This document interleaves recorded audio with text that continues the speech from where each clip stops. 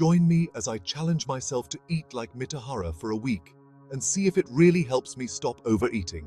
Mitahara, a mindful eating practice from India, is all about cultivating a deep awareness of our relationship with food. It's not just about eating, it's about the experience, the sensations, the awareness. And I believe it can be a game changer when it comes to stopping overeating. Emotional eating, boredom eating, eating out of habit. These are all common challenges that many of us face.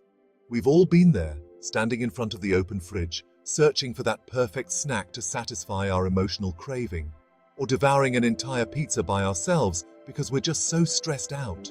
But the truth is, overeating is not just about willpower, it's about being aware of our body's hunger and fullness cues. We're constantly surrounded by food, and it's easy to get caught up in the convenience and accessibility of it all. We grab something quick on the go, not even realizing we're eating until it's too late. Or we eat in front of screens, not paying attention to the sensations in our body. It's like our bodies are screaming at us to stop, but we're just not listening.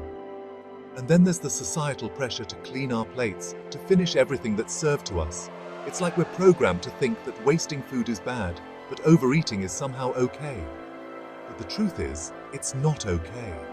Overeating is not only bad for our physical health, but it's also bad for our mental well-being. It leads to guilt, shame, and a never-ending cycle of self-criticism. So, what if we could break free from these patterns? What if we could develop a healthier relationship with food, one that's based on awareness, intuition, and self-love? That's where Mitahara comes in.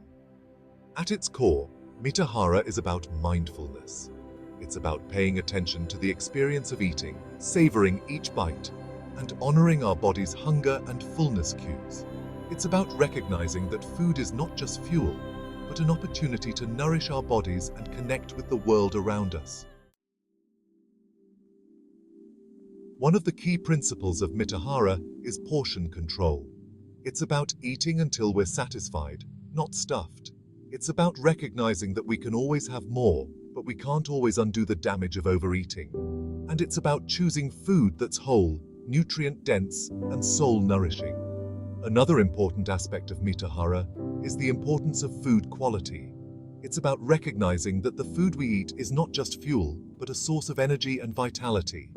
It's about choosing foods that are locally sourced, organic, and sustainable. It's about recognizing that the food we eat is not just about us, but about the planet and the people around us.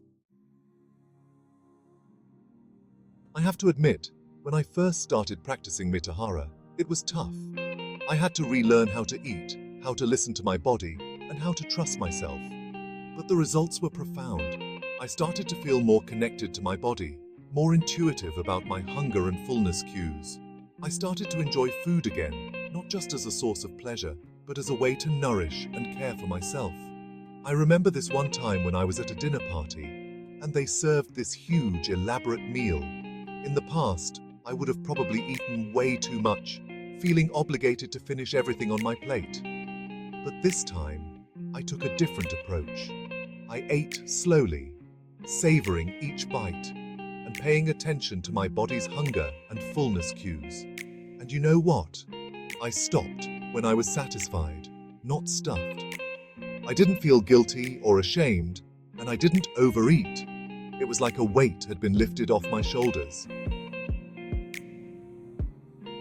So, can eating like Mitahara really help us stop overeating? In my experience, absolutely. By cultivating awareness, practicing portion control, and choosing high-quality food, we can develop a healthier relationship with food.